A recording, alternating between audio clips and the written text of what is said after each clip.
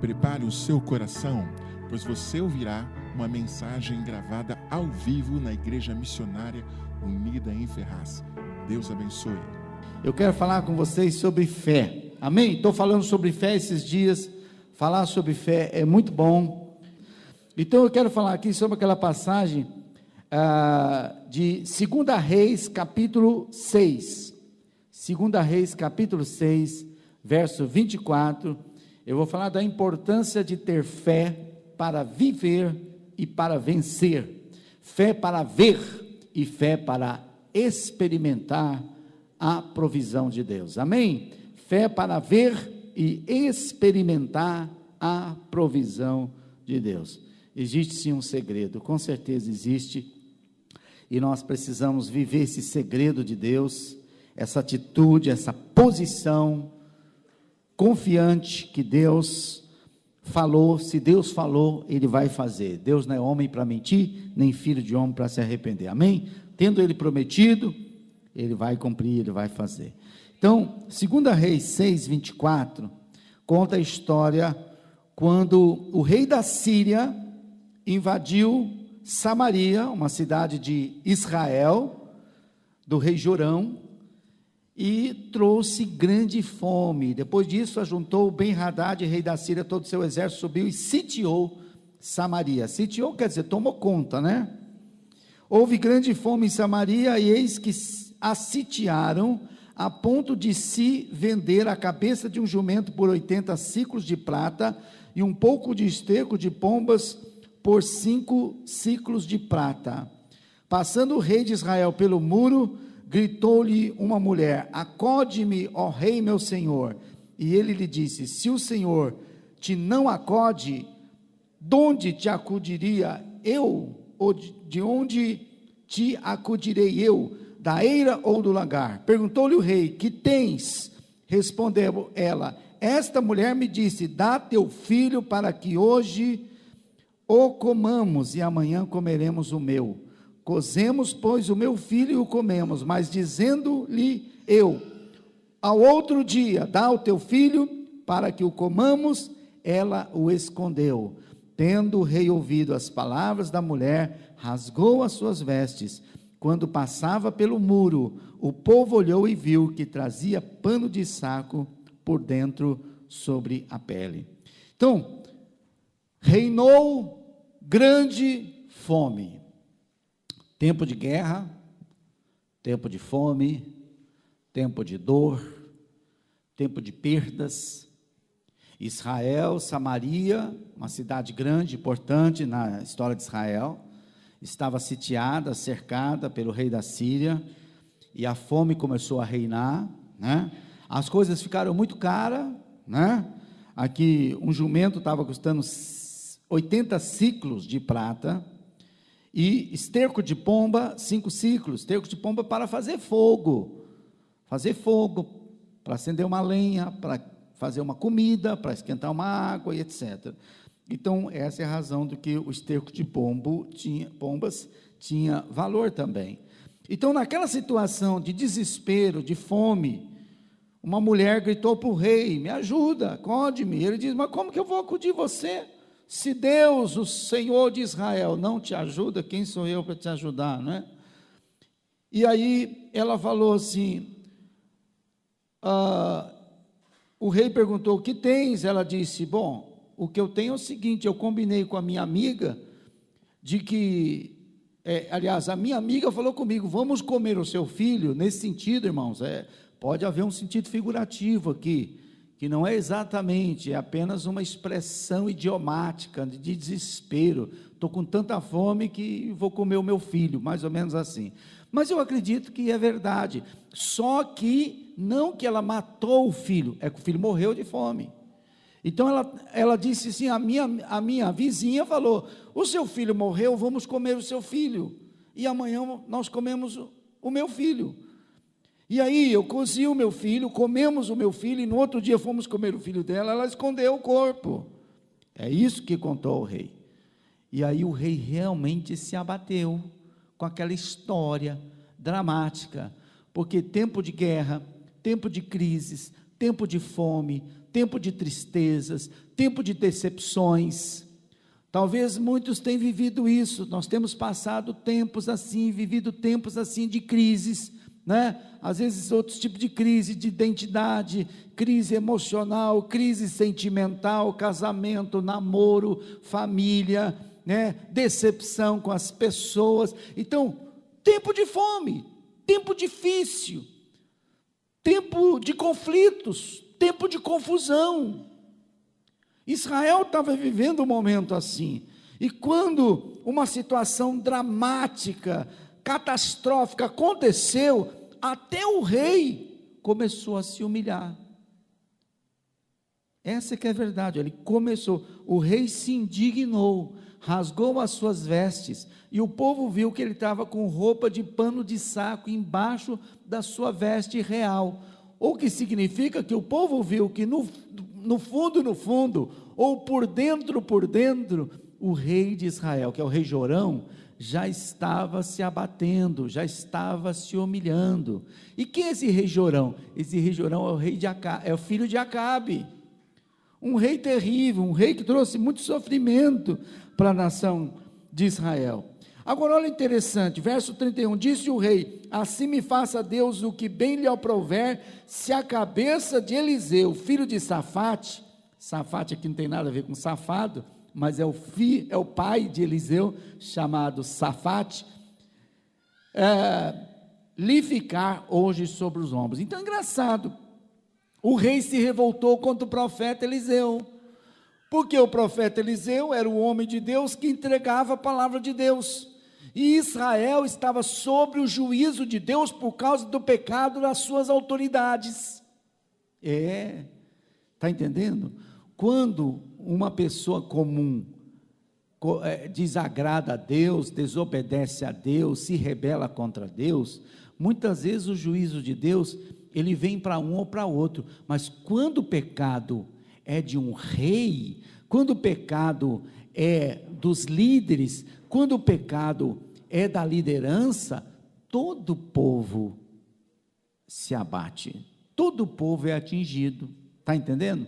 Por causa dos pecados do rei Acabe e de Jezabel, houve grande juízo de Deus sobre Israel, e até o fato dos sírios ter sitiado Samaria, dominado ali a nação de Israel, né, a parte de Israel, que é a parte do norte, né, não deixa de ser um tipo de consequência da desobediência, né? E muitas vezes Deus trata mesmo, não tem como.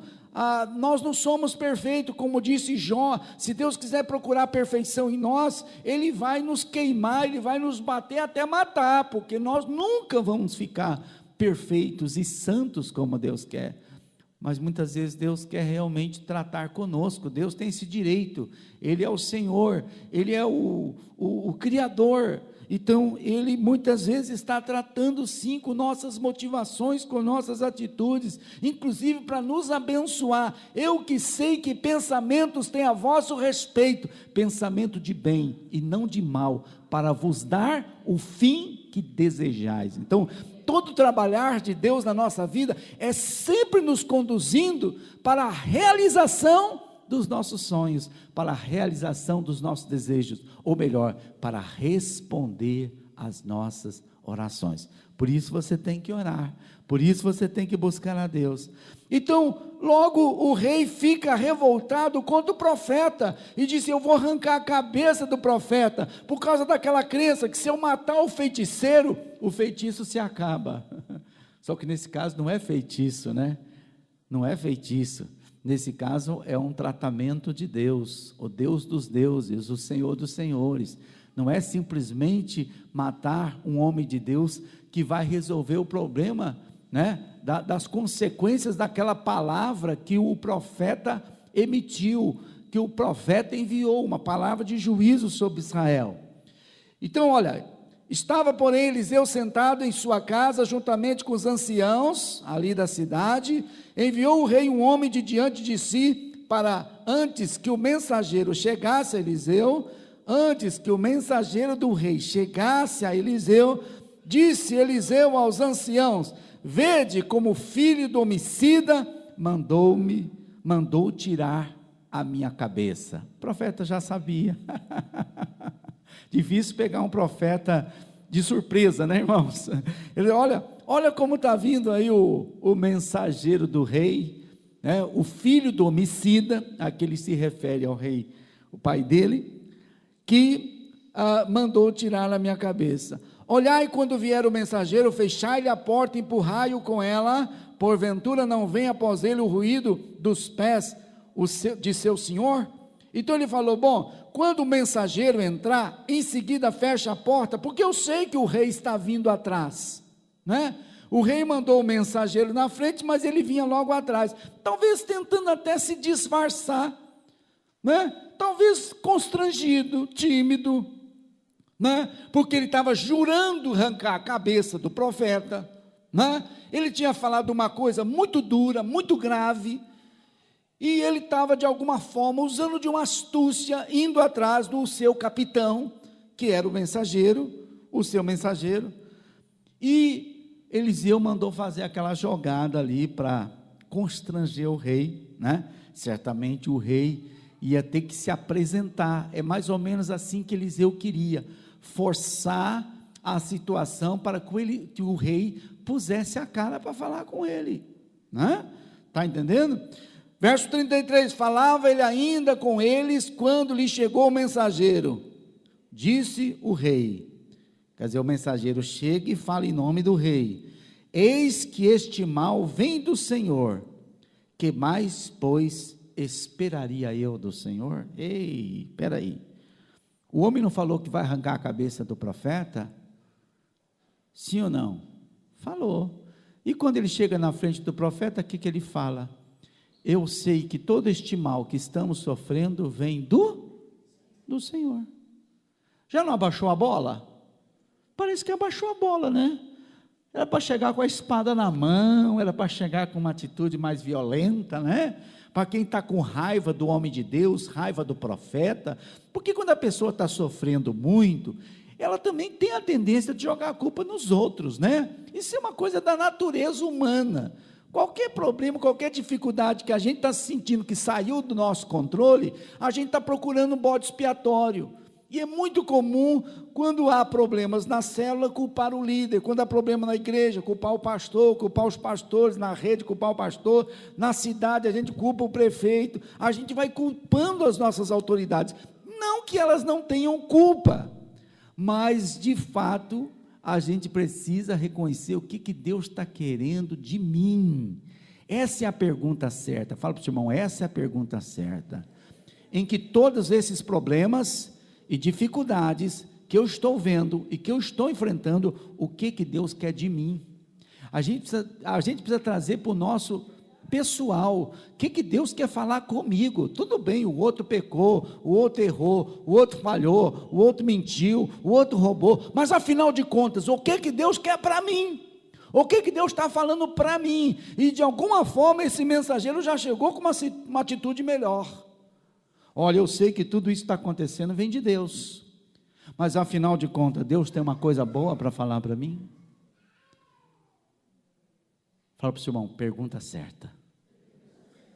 A gente às vezes fala tanto com Deus, fala, sabe, desabafa, mas não faz a oração certa. Você sabe de uma coisa, irmãos? Por tudo isso que Israel estava passando, a guerra, a fome, a desgraça, o desespero, medidas desesperadas, atitudes como a daquela mulher, de comer o corpo do seu filho, arrancar partes do corpo do seu filho, porque a fome era terrível, a fome era extrema. No fundo, esse rei ficou indignado, presta atenção, não é indignado contra Deus, a gente tem que ficar indignado contra a situação. Você já deve ter ouvido na televisão que tem uma igreja aí que eles fazem um culto da indignação, e eles mandam todo mundo ficar indignado contra Deus. Eles só erram por causa disso, porque nós temos que ficar indignado, mas não é contra Deus, é contra o problema. E Deus se agrada quando a gente fica indignado com a situação. Quando a gente fica triste, chateado, não queremos continuar dessa maneira, assim está errado, assim não está bom, eu não quero continuar isso, eu não quero que essa situação, eu quero que a situação acabe na minha casa, na minha vida, diante de mim, do meu trabalho, na igreja, na cidade, no país, eu quero, está certo se indignar. O rei aquele acaba pecando porque ele se volta contra o profeta de Deus, que não é o problema, pelo contrário, é a solução. Só que ele faz uma coisa que é a vontade de Deus, ele vai procurar o profeta. Você sabe que muita gente tem problema e não procura quem pode resolver. Às vezes você fica tão indignado, você fica triste, você fica chateado, você esperneia, você, você fica revoltado, você fala besteira, mas você não procura a pessoa certa. E seja lá por que motivos, o rei procurou o profeta, de alguma forma, ele fez a coisa certa, ele foi o homem de Deus, e mesmo que ele saiu de casa com uma atitude ruim, falando em matar o profeta, de alguma forma ele chegou diante do profeta, e ele amansou o coração, e ele temeu a Deus, o Deus do profeta, ele temeu, e ele fez a oração certa. O que Deus vai fazer agora? A coisa está muito feia, não dá para piorar. Você já chegou numa situação na sua vida que você pensa assim, não dá para piorar, se for piorar mais do que isso, é melhor morrer. É isso que estava a situação desse homem. Não sei se a sua situação está parecida aqui com Israel, mas ele fala, o que Deus vai falar para mim agora? O que eu tenho que esperar do Senhor? E o profeta vai reto e direto ao assunto, capítulo 7, então disse Eliseu, ouvi a palavra do Senhor. Fala para o seu irmão, ouvi a palavra do Senhor. Olha o que Deus diz, assim diz o Senhor, amanhã a estas horas mais ou menos, dar-se-á um alqueire de flor de farinha por um ciclo, e 2 de cevada por um ciclo, à porta da Samaria. Mesmo que a gente não entenda esses valores, o profeta está dizendo, amanhã vai ser tudo a preço de banana, Black Friday. Amanhã Black Friday, tudo baratinho, tudo fácil, o preço das coisas amanhã vão ser vendidas a preço de banana, presta atenção, versículo 2, presta atenção, porém o capitão, cujo braço o rei se apoiava, respondeu ao homem de Deus, ainda que o Senhor fizesse janelas no céu, poderia suceder isto? Disse o profeta, eis que tu verás com seus olhos, porém disso não comerás. Presta atenção, irmão. Por que eu estou dizendo presta atenção? Porque eu estou vendo alguns de vocês conversando, então presta atenção, porque eu quero que vocês entendam o mistério de Deus. Quando Deus está falando, você tem que prestar atenção, porque Deus está dando um direcionamento diferente nessa situação, Deus está mudando a direção. Olha que o rei buscou o Senhor, e Deus falou, eu vou mudar a história, eu vou mudar a situação, e Deus foi reto e direto e falou, amanhã tudo vai voltar ao normal, tudo vai ficar baratinho, vai ter comida, amanhã acabou a fome, acabou a dor, acabou a crise, acabou o sofrimento, acabou a desgraça, o tempo da maldição, passou, aleluia. Mas teve um camarada aqui, o capitão do rei, que falou, bom, ainda que Deus fizesse janela no céu, isso não tem como acontecer. Eu acho que eles já estavam ali 3 meses, 2 meses, 3 meses, passando fome, muitos morrendo de fome, gente. Quando esse homem ouviu uma palavra boa de Deus, ele simplesmente não conseguiu acreditar. Agora a pergunta é, por que esse homem não conseguiu acreditar e falou uma besteira dessa na frente do profeta? Ainda que Deus fizesse janelas no céu, isso não poderia acontecer. Então o profeta devolveu para ele, você vai ver, mas você não vai comer. Eita, o juízo foi proclamado para aquele homem naquele momento. Sabe por quê? Porque quando todo mundo está com a atitude certa e fazendo a oração certa, um ousou fazer a oração errada, e Deus falou, não, agora o juízo não é para todo mundo, agora o juízo é só para você, por causa da incredulidade. Agora eu vou falar por que essa incredulidade desse homem? Porque ele foi contaminado com o espírito crítico do rei contra Eliseu. Você sabe que às vezes o espírito crítico não é seu, mas alguém te contamina. Alguém planta um veneno no teu coração, a própria pessoa sai fora e você, bobão, fica comendo o veneno no seu coração. Você fica contaminado com o fermento dos fariseus.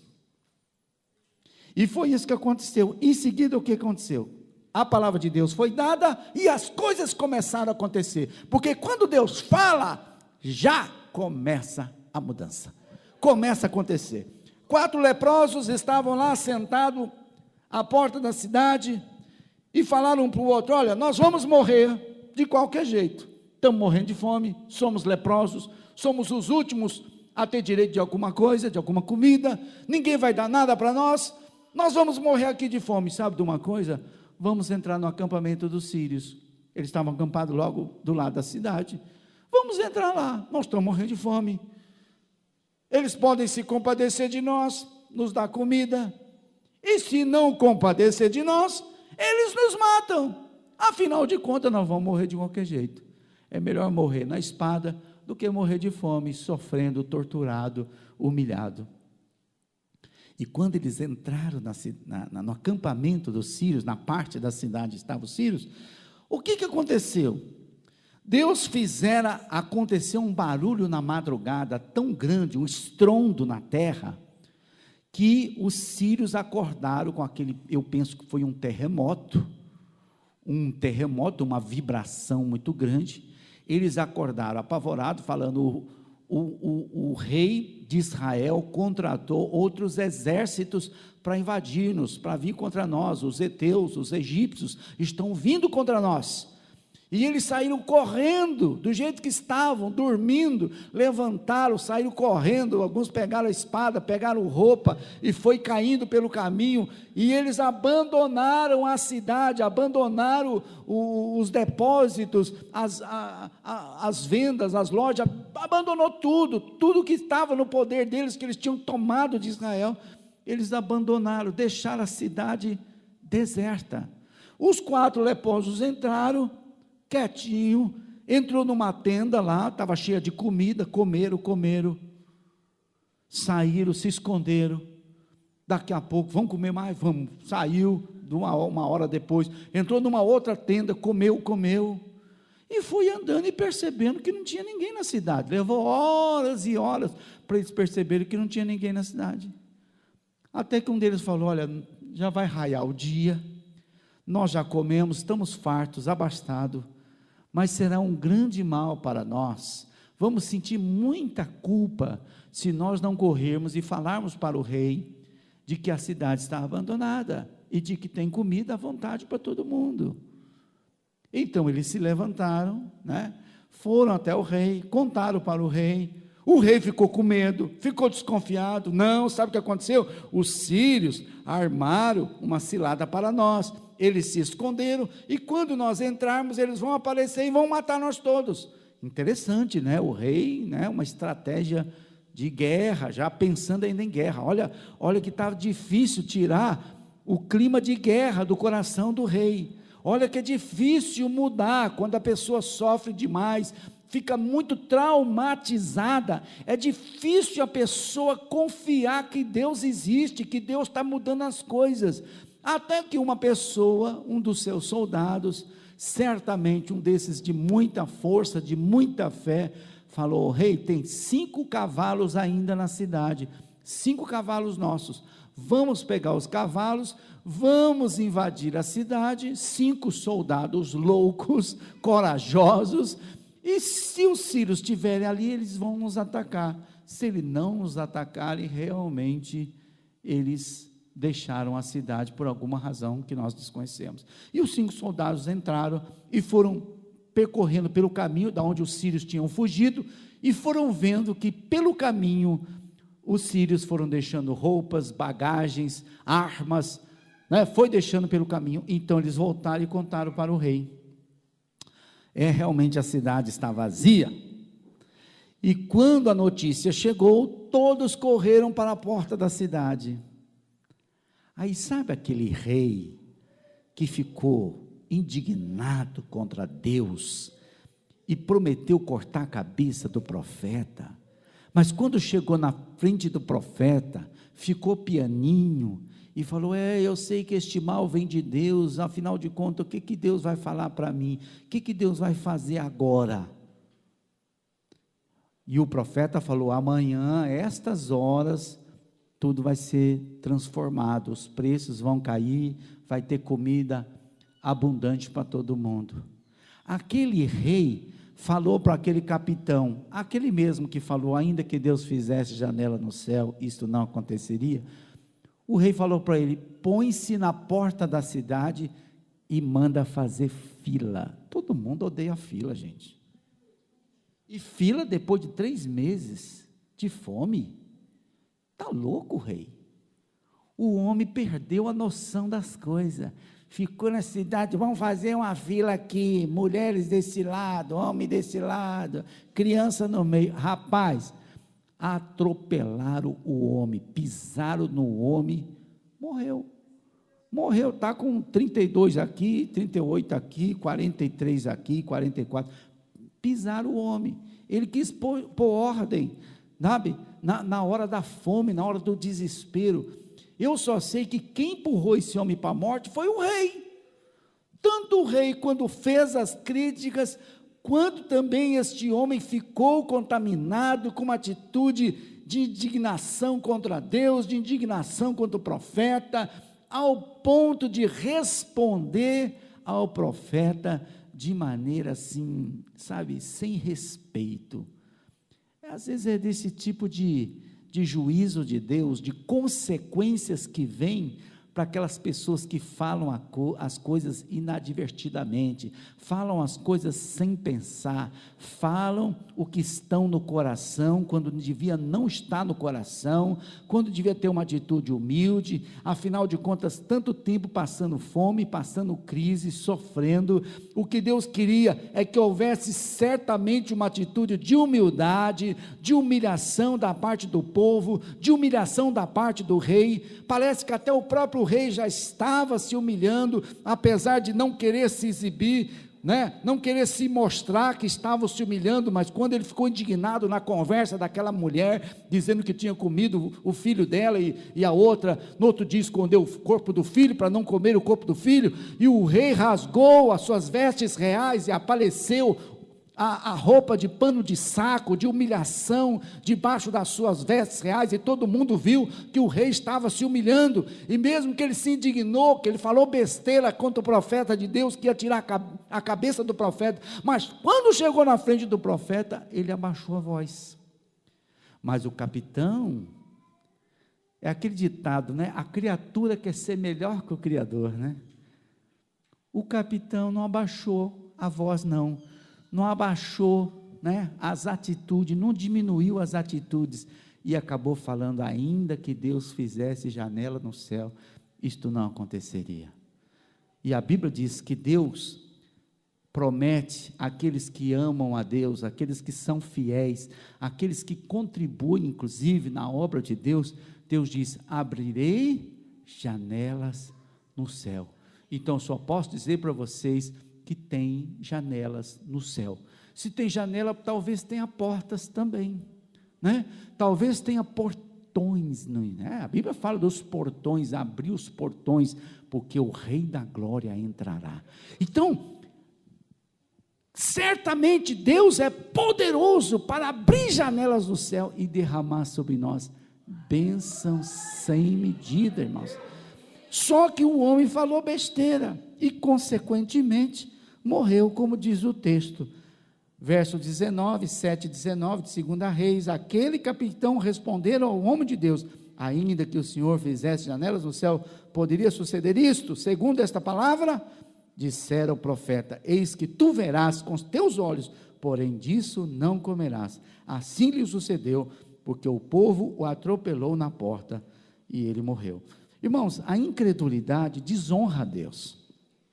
Você quer honrar a Deus, é ter fé, é confiar, porque nesse momento, acreditar, confiar, honrar a Deus nesse momento, parece que é difícil, parece que é uma humilhação, sabe? É como você apanha do papai e da mamãe, e depois você ainda tem que abraçar e dar beijinho.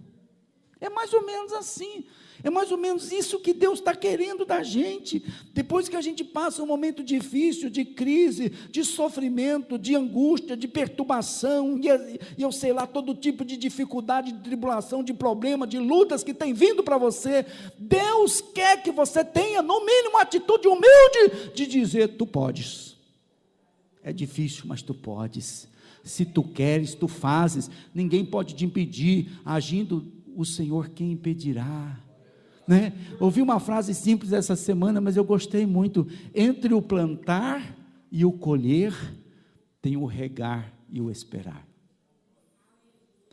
E plantar é orar, plantar é ter fé, plantar é buscar a Deus, plantar é trabalhar, plantar é estudar, plantar é obedecer, plantar é servir. Quando você estiver vivendo assim, fazendo assim, creia que você está plantando em Deus o seu amor, a sua confiança, a sua esperança.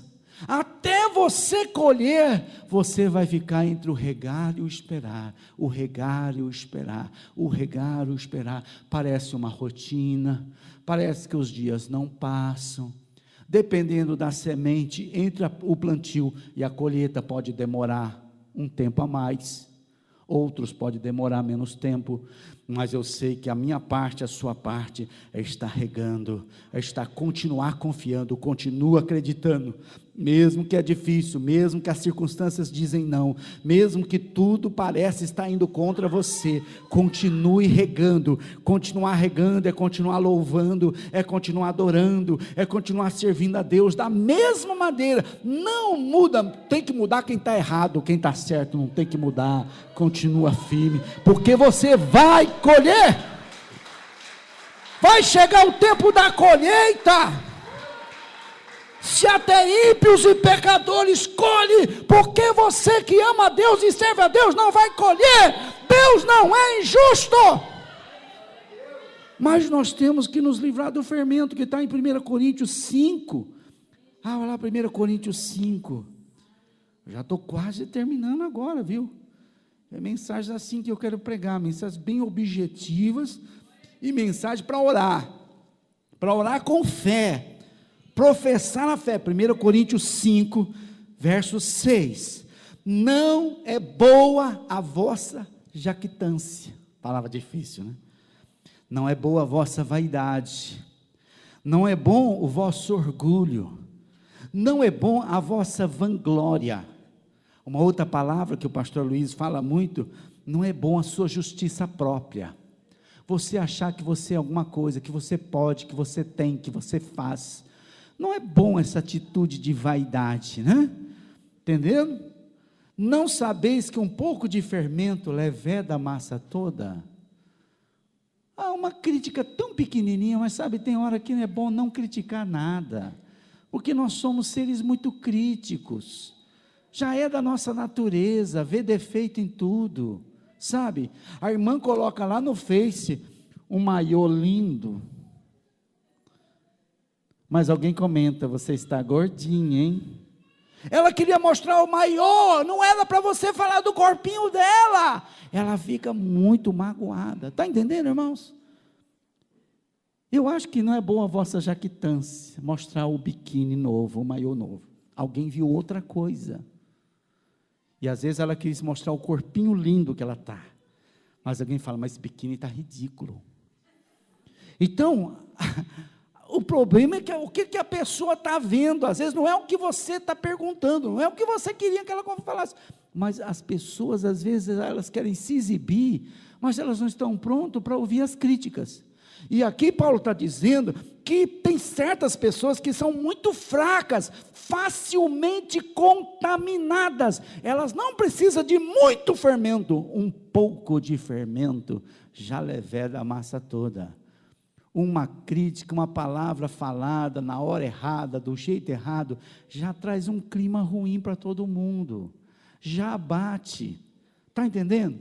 Tem hora, irmãos, que Deus está agindo, Deus está operando, o milagre está para acontecer. Qualquer palavra contrária vai adiar o milagre de Deus, vai adiar a bênção.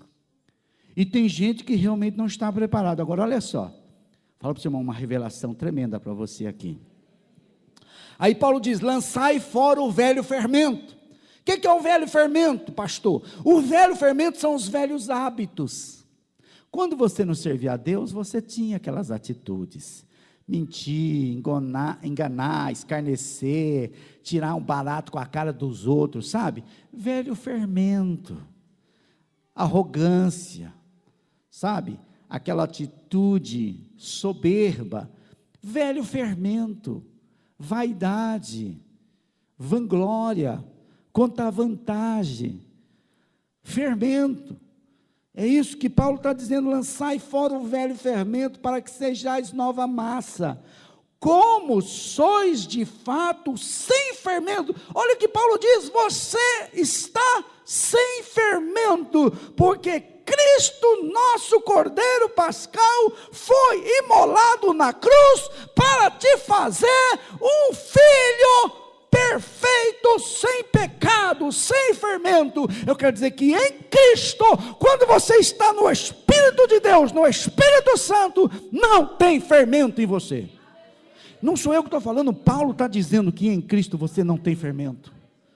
Pastor, mas eu percebo o fermento vem da sua carne, o fermento vem porque você dá brecha, mas Jesus na cruz fez um novo espírito para você, e te deu um novo espírito de santidade, de paz e de amor, que você deve segurar, retém você o Espírito de Cristo, porque em Cristo você não tem essa atitude é feia, é carnal, não agrada a Deus. E ele diz, em Cristo vocês são sem fermentos. Aí ele fala, por isso celebremos a festa. Digo, celebremos a festa. Irmãos, celebrar a festa é celebrar a vida. Paulo está dizendo, a vida com Cristo é uma festa. A vida com Cristo é uma bênção. A vida com Cristo é boa. O que é ruim é quando você não está vivendo cheio da fé, da esperança. Quando você não está tendo discernimento quem você é em Cristo. Então ele fala, celebremos a festa, não com o velho fermento, não com aquelas atitudes feias, pecaminosas, que nós sabemos que não agrada a Deus, não com o fermento da maldade e da malícia. Está aqui uma razão porque muitos crentes não vão para frente. Ele é crente, mas é cheio de fermentinho. É pior que o fermento Royal. Fazendo aqui uma propaganda para o Royal. O Royal é bom, né, irmãos? Tem o fermento de padaria também para fazer pão, muito bom. Mas você não se livra desses fermentinhos, está entendendo?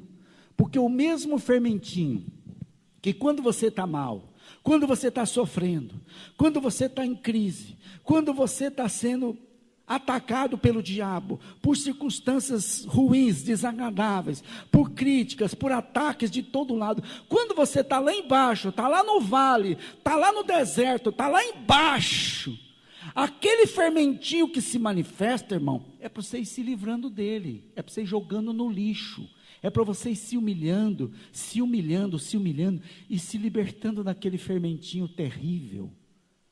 Sabe por quê? Porque Deus está com o plano de te exaltar, e quando Ele te exaltar, Ele não quer que esse fermento apareça. Está entendendo como Deus é bom? Está entendendo como Deus tem planos maravilhosos para você? Porque aquele mesmo fermentinho que você não se livra quando você está embaixo, é esse fermentinho que vai derrubar você quando você estiver em cima. Por isso que ele fala, nos livremos desse fermento da maldade, da malícia, da vanglória, mas retenhamos sim os asmos da sinceridade e da verdade. Os asmos aqui é uma palavra que tem o sentido da pureza, Aquela atitude simples, modesta, humilde, irmãos. É isso que faz bem para nós, é isso que faz bem para os crentes. Os crentes são simples mesmo, os crentes são abençoados, cheios da glória, cheios da presença, do poder de Deus, mas eles continuam como crianças do Pai, como meninos e meninas alegres servindo o seu Deus. É assim que tem que ser. Asmos da sinceridade, da verdade, da simplicidade, tá? Como já em carta vos escrevi, não vos associeis a essas pessoas impuras, que ficam falando besteira, mentindo, roubando, enganando, contando vantagem, que faz, que tem, que pode, e se livra dessas atitudes de fermento de fariseu, que fica semeando contenda, que fica criticando um, criticando o outro. Nós temos que nos libertar desse espírito crítico, porque isso gera conflitos, isso gera desentendimentos, desavença, e depois gera amargura, e a amargura é contaminante, né? Jó 21, 23, para encerrar, Jó 21, 23 a 26, eu quero dizer, não deixe o fermento dos fariseus parar o mover de Deus na sua vida, porque a pessoa, quando fica contaminada, ela para de se alegrar em Deus, ela para de servir a Deus. Jó 21, né? Jó 21. Jó 21, 23. Um morre em pleno vigor, despreocupado e tranquilo, com seus baldes cheios de leites e fresca a medula dos seus ossos. Jó está falando aqui, ele está meditando, que tem gente que morre tendo uma vida boa, certo? Jovem, forte, bonito, que tem os baldes cheios de leite, que tem fartura. E Jó está dizendo, tem gente que não aproveita o que tem. Tem, mas não dá valor. Tem gente que não tira proveito da sua vida, dos seus bens, dos seus dons, dos seus talentos. Não tira proveito, não vive a vida, não curte. É até relaxado, é até displicente, é até negligente. Então Deus não quer que você viva nesse lado, esse lado de uma pessoa relapsa, relaxada, displicente, negligente, que tem as coisas, mas não dá valor ao que tem, só dá valor quando perde. Eu era feliz e não sabia. É isso que Jó está dizendo, não está certo, isso não é bom. Deus não quer essa morte para você. Você tem que ter discernimento quanta coisa Deus tem feito, quanta coisa Deus tem dado. Você tem que dar graças a Deus, já que alguém falou de gratidão, não é isso? Nós temos que ter gratidão, porque nós temos que ficar olhando o que Deus tem nos dado, não o que Deus não nos tem dado. O que Deus nos tem dado, continua orando, continua semeando, continua plantando, regando e esperando, porque você vai colher. Mas veja que Deus tem te abençoado muito. Não está bom tudo, mas tem muita coisa que está bom. Então, por um lado, nós temos que reconhecer o valor das coisas. Agora, tem o outro lado. O outro, ao contrário, morre na amargura do seu coração, não havendo provado do bem. É o caso desse capitão, que foi contaminado com a ira do rei. O rei mesmo se humilhou. O rei mesmo se livrou da morte. Mas ele mesmo tomou as dores do rei, tomou as dores do povo, e quis ser o bode expiatório levar diante de Deus, cheio de justiça própria.